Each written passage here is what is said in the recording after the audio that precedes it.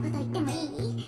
そういうの大好きだ。どこにも出口のない日々が突然に変わりそう。僕も同じこと考えてた。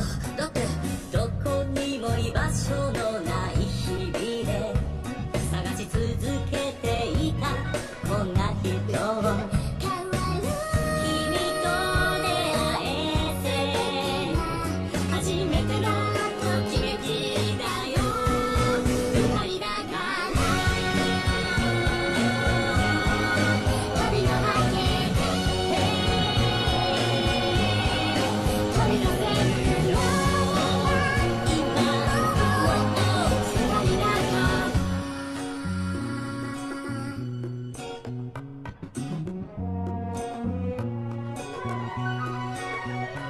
教えてよ何が好きか。サンドイッチ。僕と同じじゃないか。私たちはよく似てるね。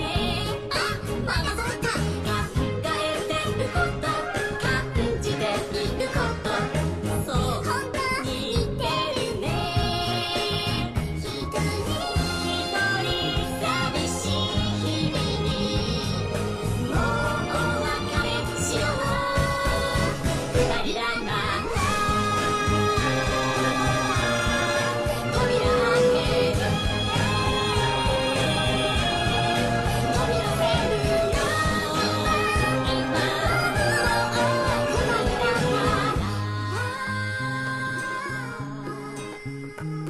らおかしなこと言ってもいい僕と結婚してくれ。もっとおかしなこと言ってもいい？